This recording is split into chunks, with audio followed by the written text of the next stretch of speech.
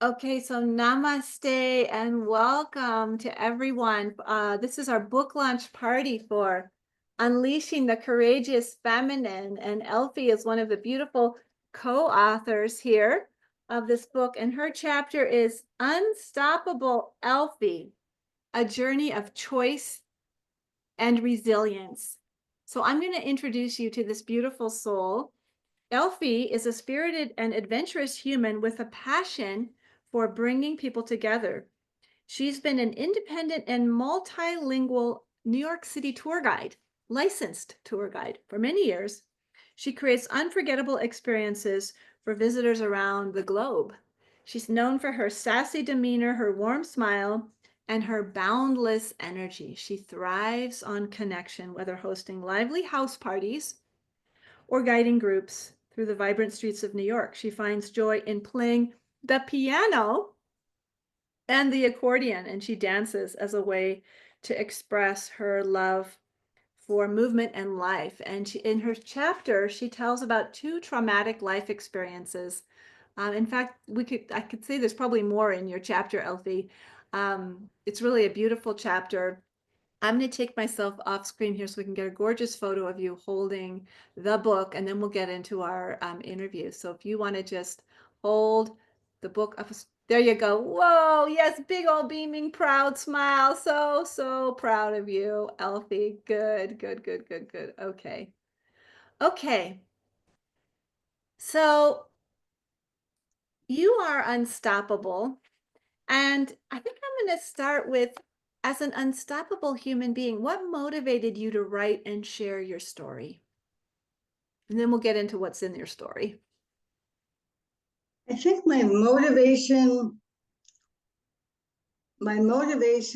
well, for one thing, it's I grew up in a family where I had no voice.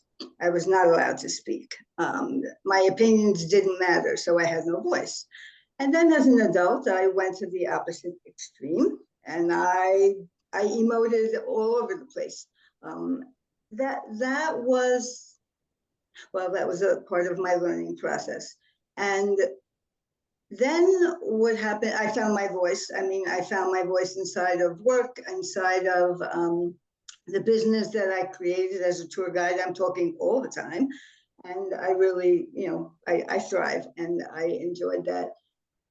I think what happened in, subsequent to, I'm jumping ahead, but subsequent after my amputation, and when I actually just recently in 2020 was diagnosed with tongue cancer, that was a really pivotal point where voice came into play, like in a very literal, in your face way, because what was going to happen was, portions of my tongue were going to be removed, and the component, which is my voice and my speech and the ability to communicate in the ways that define me, um, really were challenging and were limiting. So the why is finding my voice. I clearly, my voice is back. My speech, I did a lot of work to regain my speech. I found my voice in a different way. I'm finding my voice in a different way now Beautiful. than it was. So what I'm hearing you say is, for a while, well, your voice was shut up as a child, and you do write about your childhood in here and how repressed repressive and oppressive your childhood was from your parents. And so you found your voice as a tour guide, and then the cancer took it away. So although you've regained the speech, you're finding new ways. I love that. I love that writing is a way for you to find another outlet of creative expression. So take us back to the hospital. You're the second story in this book, and I've never really met somebody who was an amputee before, had part of your leg amputated, and you and Sherry both being in this book, for me, is pretty remarkable. You had a very powerful spiritual experience in the hospital. Tell us about that moment. Yeah, I mean, the experience, it was traumatic. So I was hit by, I was a pedestrian hit by a vehicle on on the morning of December 31st when I was going to buy clothes for New Year's Eve. Clearly, that party never happened. And when I ended up in the hospital, I had lost a lot of blood. I knew that it was 40 years ago, so I was pretty young. I was 20. And I knew that the possibility of dying, you know, was a very real possibility. I was in ICU for a period of time, and in that liminal space of being in ICU overnight into January 1st, a new year, I very clearly left my body. It was an experience that it it it it left its mark on me. It's still something that I remember. The imprint of I left my body.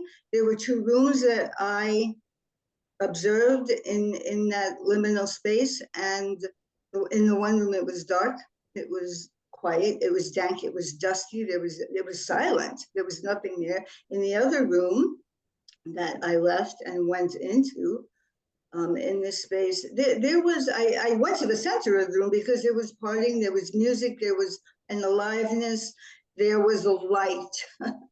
There was light. And so from that, and then I heard a voice. There was a very clear question. Choose which room. And in that space, I chose the bright room, the loud room, the noisy room, the room with light, the room with people, the room with partying, the room with dancing, which when I came back into my well, I guess it was the hospital room. When I came back, I very clearly knew that my decision to move forward was to choose life. That was the choice I made, and from that moment, I moved forward choosing life. Beautiful. I'm hearing an echo. Wondering if there's anybody else who's not muted. Hold on a sec. Let me look at our participants and see if there's anybody who came in on mute. Maybe it's just you and me, my dear. We'll have to survive that. I'm in an empty. Yeah. So I'm in an empty room. Okay. Okay. So you were very young when this accident happened. And you write about how 2 years earlier, you had a very dramatic experience with your family. I'd love for you to tell our listeners what happened with your family and how did that, I'm curious, Elfie, impact your healing journey through losing a leg? Well, growing up in a fundamentalist family, that for me it was cultish because there was nothing there was complete control. I must mention that both of my parents were World War II survivors, so they were immigrants to New York, and the way that they governed was a very strict regimen. My father was cruel. He was not kind. He was verbally and physically abusive, and you know, my mother was complicit. She was, you know, she was manipulative and narcissistic, and he did what he did verbally, and because I'm someone who questioned and I talk a lot, that was not acceptable. Their image of God and how God impacts our lives or assists with our lives, their religious component was huge for me. And I was a good kid. I was just living life. That's what I was doing. And my father had said, you know, at some point, you know, you will, you know, be free to do whatever you want to do. Okay, no problem. At 18 years old in 1 month, he took my keys, he carried my belongings to the door, set them on, not to the door, to the street curb, set them down and said, okay, God said it's time for you to go. And so basically, see you later. I had to fend for myself and find, you know, lodging at 18 years old when I looked like I was 12. I had a friend's mom who actually helped. I had nothing actually. And you had no warning. You didn't know to be looking for a house. No, when I was 18, that's not what 18-year-olds think about. I mean, maybe it's like they think about dating or socializing.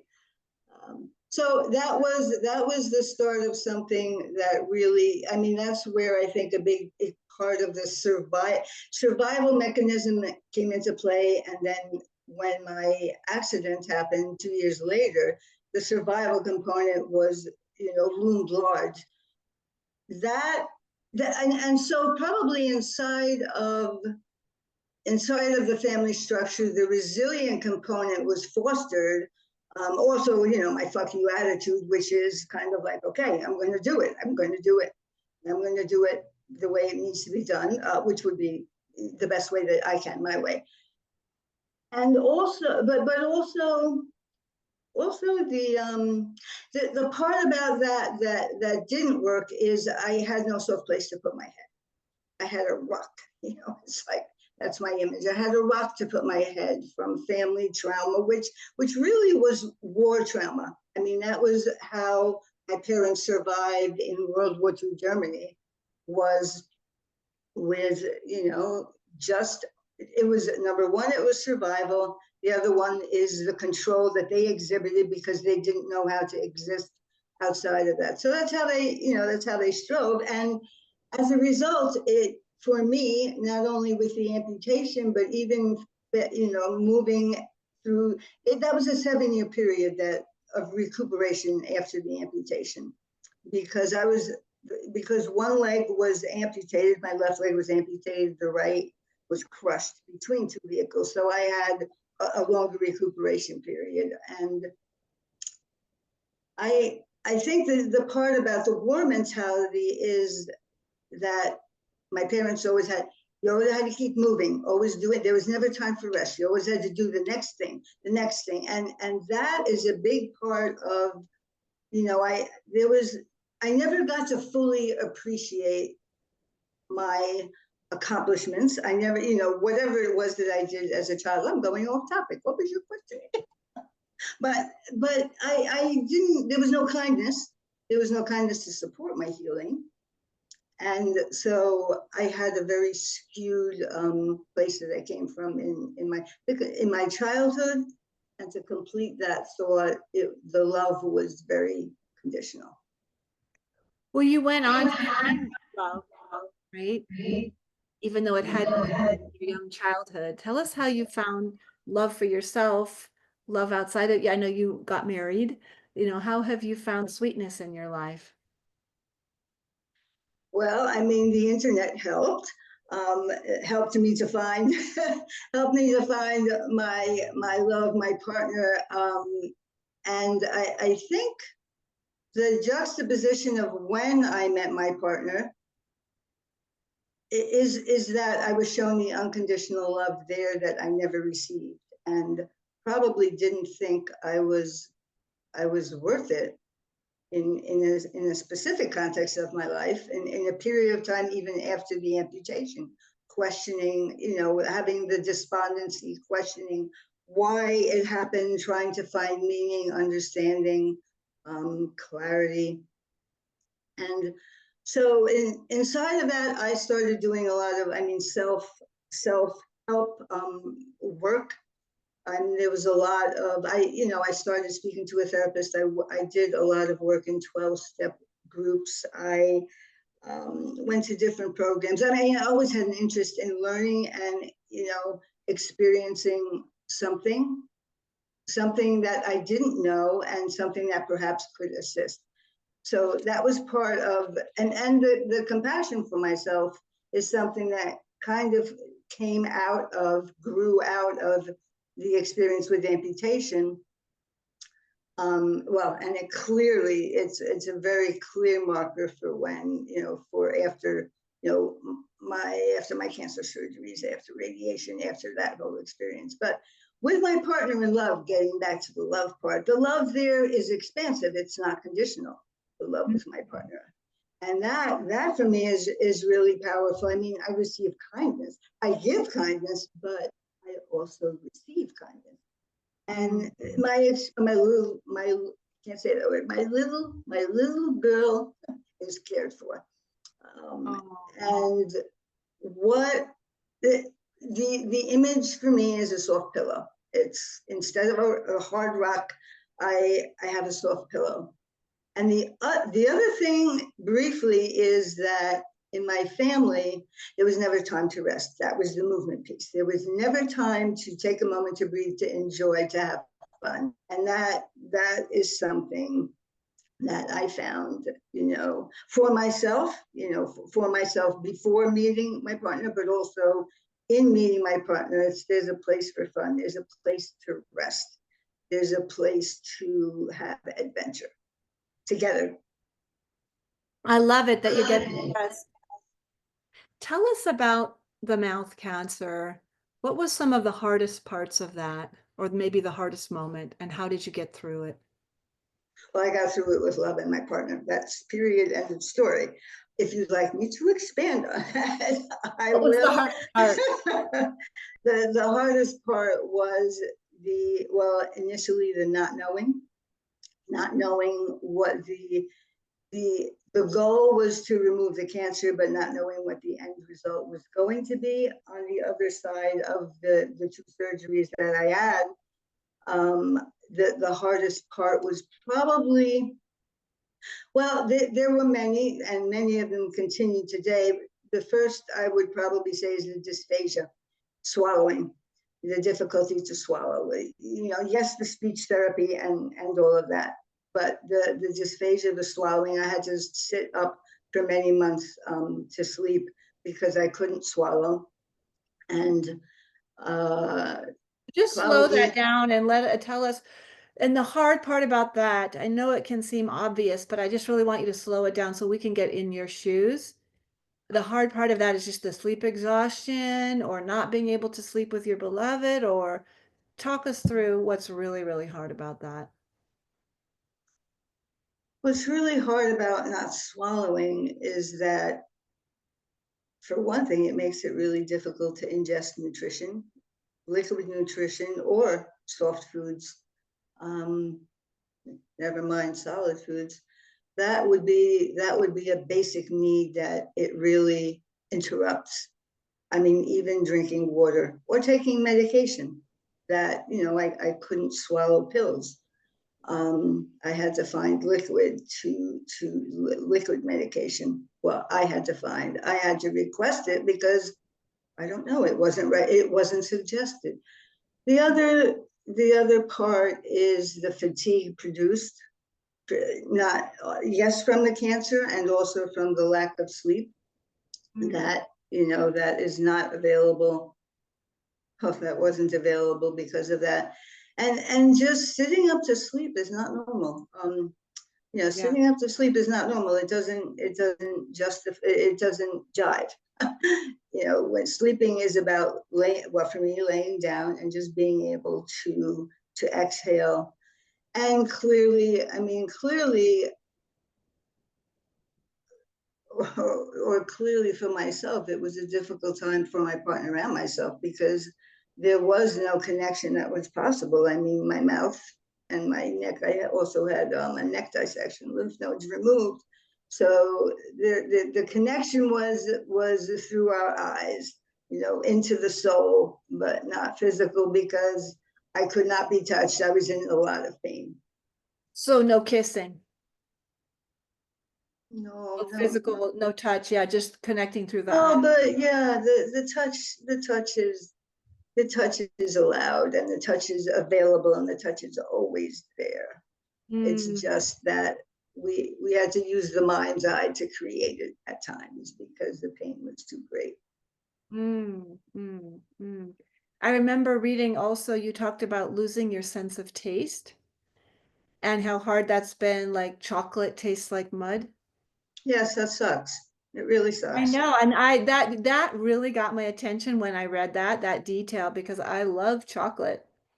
I love me some chocolate. And so just imagining not being able to have that pleasure, that would be really hard. And then the difficulty pronouncing words you talked about. Yeah, I mean, I worked really hard with a speech therapist to regain my to regain what you're hearing today, because my question to my surgeon was not, can I speak again? That wasn't the point. Will I have comprehensible verbal speech? That is what I needed to, for a quality of life conversation. And he said yes, and I had to do the work for that to happen. So that was his speech. A lot of work to enunciate. And there's, there's the double T's and the L's and the S's that, I still work on. So there was the speech. There was also the,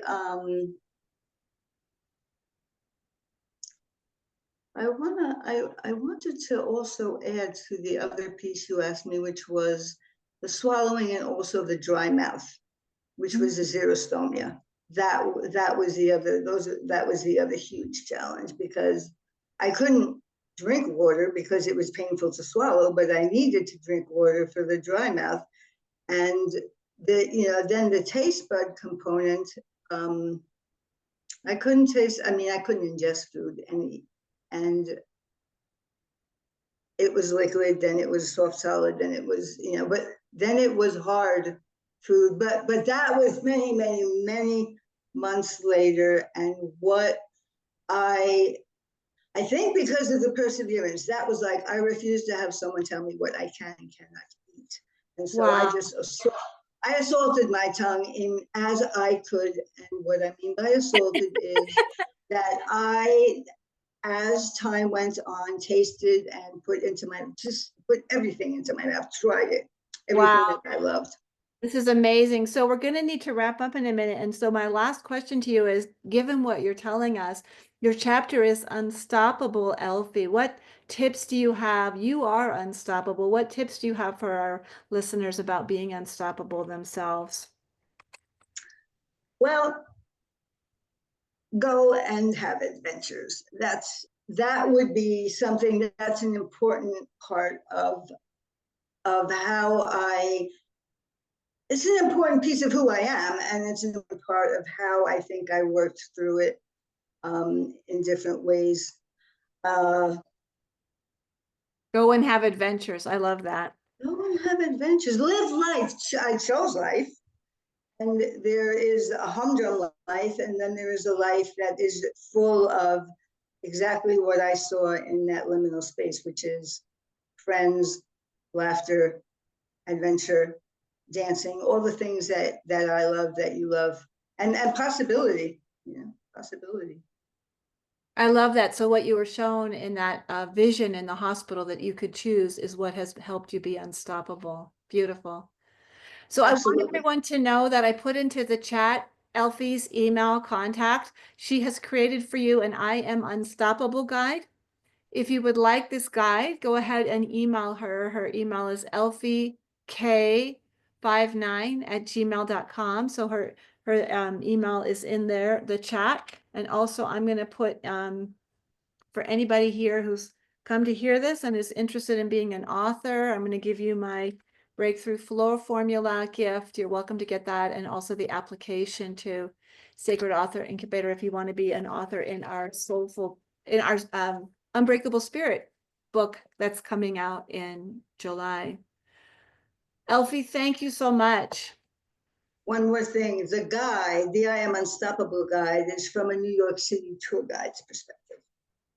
Oh, how to be unstoppable from or is it how to go to New York City? It's how to be unstoppable from a New York City tour guide's perspective. Oh, I love that. How fun is that? All right. Thank you so much, Elfie, and everybody else. We will be back here in 5 minutes with Sharokin Betgevargitz, and I will see you all in 5 minutes. Namaste. Thank you, Elfie. Thank you, Laura.